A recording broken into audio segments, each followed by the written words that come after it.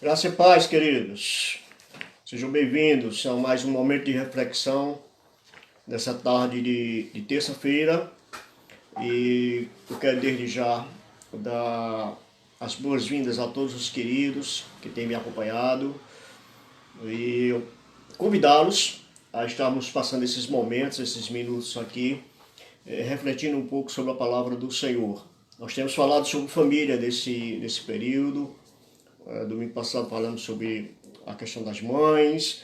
Eu quero continuar nesse tema. E para isso eu quero ler dois textos aqui da palavra do Senhor, que se encontram ambos no livro de Efésios, escrito pelo apóstolo Paulo. Então eu vou ler esse texto aqui, os irmãos acompanhem. Se você tiver com sua Bíblia aberta, eu convido você a me acompanhar em Efésios capítulo 2, versículo 19, que diz assim: Assim já não sois estrangeiros e peregrinos, mas concidadãos dos santos e sois da família de Deus. Que bênção, né? E aí a gente vai agora para o capítulo 3 do mesmo livro, versículo 14 e 15, onde Paulo diz: Por esta causa me ponho de joelhos diante do Pai, de quem toma o nome toda a família, tanto no céu como sobre a terra. Meus queridos, quando eu falo sobre a família de Deus, é necessário que a gente entenda de fato sobre esse tema, que às vezes é tão polêmico, mas que não deveria ter. Deus tem uma família. E tem muita gente que tem dificuldade de entender isso, ou às vezes entende, mas entende de uma forma deturpada. E esse conceito, queridos, tão simples e claramente apresentado na palavra de Deus, do que seja essa família de Deus, ela não é assim tão facilmente compreendida. Mas é fato que Deus tem a sua própria família. Esses dois versículos que eu acabei de ler, Paulo está justamente falando sobre isso. No versículo 19, capítulo 2, ele diz que nós não somos mais estrangeiros, peregrinos, mas fazemos partes dessa família do Senhor. E no capítulo 3, 14 e 15, ele diz que se põe de joelho diante do Pai, a quem toma o nome de toda a família, tanto no céu como sobre a terra. Então esses dois versículos eles falam explicitamente sobre a família de Deus, de modo que é incontestável, amados, a afirmação de que Deus tem uma família. Contudo, a forma como a gente às vezes olha para essa família de Deus é que muitas vezes, amados, faz com que a gente entenda de forma diferente, às vezes até de uma forma enganosa, essa família do Senhor. Tem uma compreensão um pouco distorcida dessa família do Senhor, de como ela realmente funciona. Muita gente acha que Deus, o Pai, ele só passou a ter uma família depois que ele criou a humanidade, por exemplo. Depois que os filhos chegaram, é que Deus passou a ter uma família, não é? Deus o Pai e nós, os filhos, formamos a família de Deus. Muita gente acha que Deus só passou a ter uma família a partir de então, quando ele criou a humanidade. A conclusão era basicamente de que a família divina só se tornaria uma família com a chegada dos filhos. Contudo, essa não é a maneira correta da gente enxergar a família de Deus. Por quê? Porque, aliás, essa nem é a maneira correta da gente enxergar a nossa própria família. Porque uma família, ela não se forma apenas com a chegada dos filhos, pelo contrário. Eu já tinha uma família e minhas filhas, quando elas nasceram porque já havia uma família preparada, formada para recebê-las, formá-las e recebê-las. Então, na realidade, as minhas filhas elas vieram apenas complementar a minha família. Mas a minha família já existia antes de eu ter filhos. E assim é a família de Deus também. A família de Deus já existia antes de nós, seres humanos, existirmos. Nós, os filhos de Deus, existirmos. A Trindade, queridos, é o mais perfeito modelo de uma família que a gente pode descrever. Deus já existia como família antes de entrarmos na história. Que isso fique claro. Já a partir desse momento a gente consiga entender isso. Que o Pai, o Filho e o Espírito Santo, eles subsistiam como família antes de nós aparecermos. Mas toda vez que falamos sobre esse assunto, queridos, surge uma questão. Surge o questionamento. Ora, se Deus é Pai, se Jesus é o Filho, então o Espírito Santo é a Mãe? Já te fizeram essa pergunta? Já me fizeram. Eu já ouvi isso em algumas outras vezes, né? E a lógica da humana, a nossa limitação humana de pensar nas coisas celestiais, nas coisas espirituais, como a gente pensa nas coisas daqui do mundo, nas coisas terrenas. Só que a dimensão espiritual, a dimensão celestial, ela é muito maior, mas muito superior, logicamente, à daqui da Terra. Então a gente não pode, amados, fazer esse tipo de comparação. Ora, Deus é o Pai, Jesus é o Filho, o Espírito Santo, então, é a Mãe? Não, não é por aí não, gente. Nós não podemos achar que a família celestial seja parecida na sua constituição com a família terrena. E sim o contrário. O contrário é que é verdade. A família terrena, queridos, é que foi criada com base nesse modelo da família celestial. A família terrena, ela foi criada como uma réplica, ainda que incompleta, ainda que imperfeita, dessa família celestial. Portanto, nós não devemos tentar comparar o Espírito Santo com a mãe, com a figura da mãe. Não, o correto, queridos, é o contrário.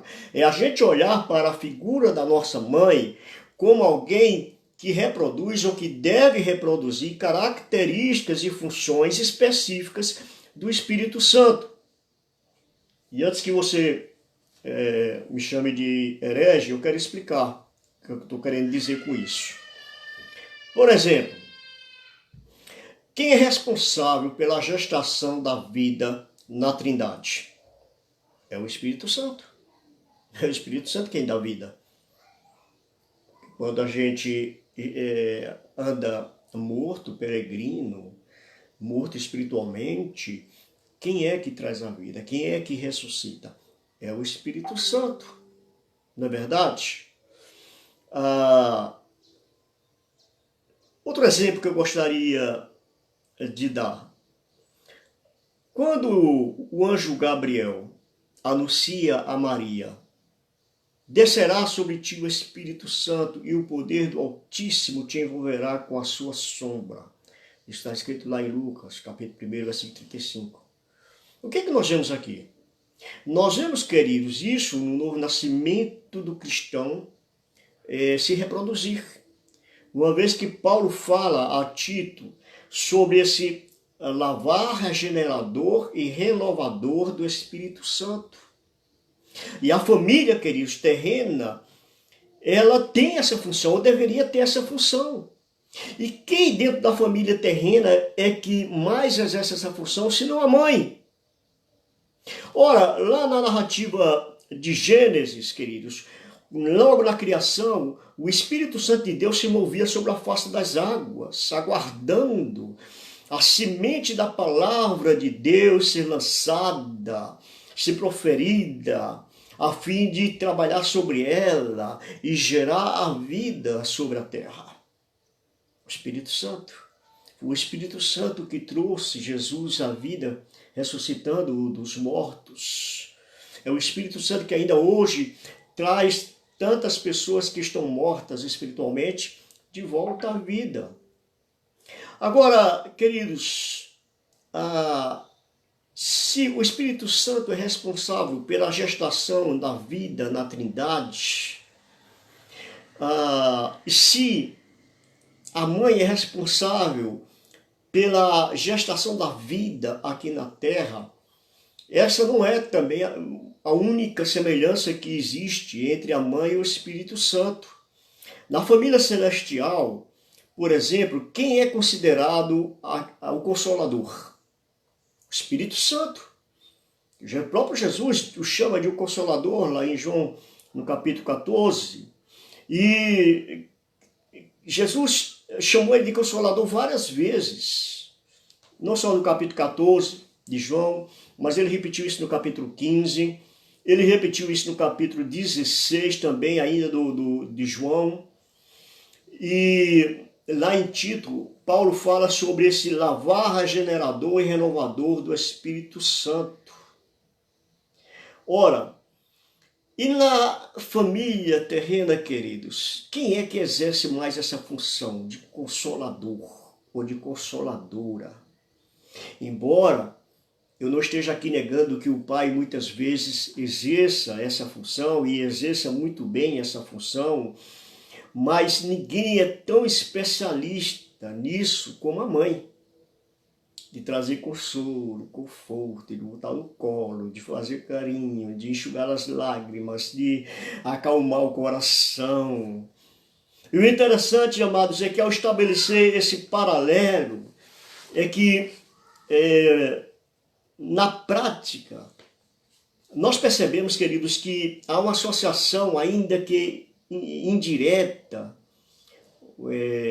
ainda que não seja uma comparação perfeita, mas a gente percebe que há uma comparação que as pessoas fazem entre a relação com a família e a família terrestre. Eu percebo, por exemplo, queridos, que aquelas crianças que crescem num lar cristão, especialmente, ou até mesmo num lar que não seja um lar cristão, mas num lar onde as promessas feitas são cumpridas, onde o pai promete que eu vou trazer um presente para você e traz, ou o pai promete que vai fazer uma viagem e vai, o pai promete que vai assistir um jogo do seu filho e vai. Eu percebo que nessas famílias onde as promessas são cumpridas, é interessante, amados, que essas crianças, elas apresentam uma facilidade maior de acreditar nas promessas divinas. E o contrário também acontece. Naquelas famílias onde as promessas não são cumpridas, onde as crianças crescem desacreditando, se decepcionando com as promessas não cumpridas de seus pais, elas têm mais dificuldade de acreditar nas promessas de Deus. Existe esse paralelo entre a nossa família e a família de Deus. Portanto, a gente vê que tanto na Escritura como também na experiência prática do nosso dia a dia, que a visão de família afeta diretamente, queridos, a nossa visão de Deus, e que a nossa relação entre filho e pai afeta diretamente a nossa relação de filho com o Pai Celeste. E eu creio, queridos, que a razão pela qual o Senhor trata de forma tão séria com as questões familiares é por conta disso, é porque isso afeta a nossa relação com Ele. E por isso que Deus, Ele quer, amados, que a relação nossa com o pai, com a mãe, seja uma relação de confiança, seja uma relação de transparência, seja uma relação de diálogo, seja uma relação de amizade, porque isso vai refletir diretamente na nossa relação com o pai. Eu acho impressionante, amados, como a visão familiar afeta a nossa relação pessoal com Deus. Isso não significa, queridos, que de modo algum, não é isso que eu estou dizendo aqui, que quem não teve uma boa experiência familiar, quem não teve um bom relacionamento com o pai ou com a mãe, quem cresceu num lar desajustado, quem cresceu num lar onde o pai, por exemplo, era ausente, onde a mãe era ausente ou violenta, que essa pessoa não possa ter um relacionamento normal com Deus, um relacionamento íntimo com Deus, um relacionamento pessoal sadio com Deus. Não é isso que eu estou querendo dizer aqui, queridos. Eu não estou querendo dizer que quem teve um fracasso no seu relacionamento com seus pais está fadado a ter um fracasso no seu relacionamento com Deus. Mas, observe, é necessário que haja um reaprendizado. É necessário que haja, queridos, uma renovação da mente, das emoções, dos sentimentos, uma reformulação dessa visão familiar, desse relacionamento entre pai e filho. E a Bíblia diz que essa transformação, amados, que vivemos está relacionada à renovação da nossa mente. Aquela imagem negativa que a gente tem às vezes do pai, aquela imagem negativa que a gente tem às vezes do relacionamento familiar, principalmente que vem de um relacionamento familiar desajustado. Isso precisa ser refeito na nossa mente, ser restaurado na nossa mente. Paulo vai falar sobre isso lá em Romanos 12, versículo 2, quando ele diz que nós devemos nos renovar pela transformação da nossa mente. Nós precisamos ser reprogramados segundo os valores da palavra de Deus. E mesmo quem não vai se casar, queridos, quem não quer constituir uma família, ou quem nunca vai constituir uma família, precisa entender os princípios bíblicos de Deus sobre o casamento e sobre a família. É necessário, mesmo que não vá casar. Os que não planejam ter filhos precisam e devem ser ensinados a respeito dos princípios de Deus sobre a criação de filhos e sobre a relação entre filhos e pais, ou pais e filhos. Porque o propósito, amado, de se entender a visão bíblica correta da família vai além de viver bem com a família, de viver bem a vida familiar. Vai além disso. O propósito de entender a visão bíblica de família vai além, queridos, do nosso relacionamento dentro de casa com nossos familiares. Tem a ver muito mais com o desenvolver da visão correta de Deus, de quem é Deus como Pai, e frutificar, queridos, nesse relacionamento com Ele. Amadurecer, crescer nesse relacionamento com Ele. Há situações, amados, que infelizmente não há mais como se restaurar um relacionamento quebrado. Princípios bíblicos sobre relacionamento familiar. Infelizmente há situações que não dá mais para se remediar isso. Como, por exemplo, o caso de um filho cujo pai já faleceu. Infelizmente não dá mais para pedir perdão, não dá mais para reatar a amizade, não dá mais para falar aquilo que deveria ter falado quando ele estava vivo. Depois dele morto, não adianta mais falar. Por isso que a gente tem que se preocupar com isso enquanto estamos vivos e nos relacionando. Porque vai chegar um momento em que aquilo que você gostaria de falar, se você não falou, não fala mais. O abraço que você gostaria de dar, o beijo que você gostaria de dar, se não deu, não tem como dar. Domingo foi o Dia das Mães. Mesmo com essa pandemia, teve muita gente que foi, mesmo às vezes até de longe. Eu e meus irmãos marcamos, fomos lá na casa de minha mãe, que já está com seus 84 anos, e mesmo com certa distância, a gente foi, levou presente, levamos um bolo para ela, tal, e ela se emocionou e tal, foi aquela... Mas é uma demonstração de que a gente se lembra dela, de que a gente a ama. Agora, depois que ela partir, não dá mais para fazer isso. Porém, se essa pessoa, queridos, mesmo que o seu ente querido, que o seu pai, que sua mãe, ou que o seu filho já tenha partido, é possível haver uma restauração da visão bíblica da família, se ela experimentar, queridos, não apenas a restauração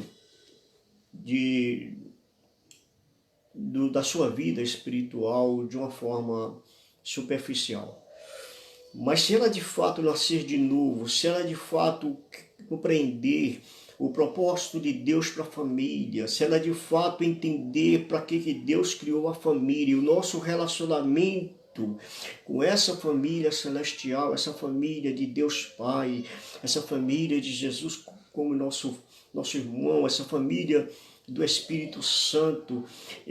Então nós podemos, queridos, sim, experimentar essa mudança no nosso coração e restaurar, queridos, essa nossa visão a respeito desse relacionamento, mesmo que ele não exista mais.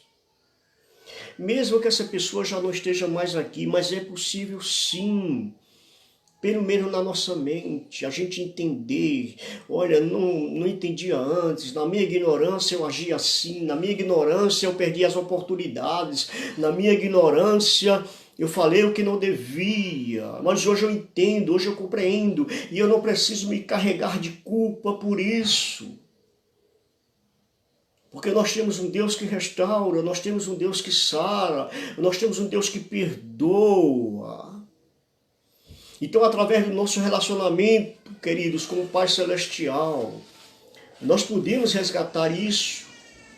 Mesmo que não seja mais possível resgatar, queridos, isso com a nossa família terrestre, mas pelo menos, amados, nós podemos compreender esse propósito, nos arrependermos, pedirmos perdão, e aí, queridos, tirar de dentro de nós essa ferida, tirar de dentro de nós esse sentimento ruim, tirar de dentro de nós essa culpa, tirar de dentro de nós, queridos, esse peso, e podermos viver a nossa vida, e talvez ser para os nossos filhos aquilo, queridos, que o nosso pai não foi para nós.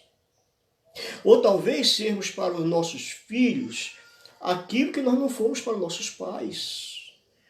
Sermos mais carinhosos, mais cuidadosos, mais amorosos, orarmos mais por eles, abraçarmos mais, demonstrarmos mais afeto.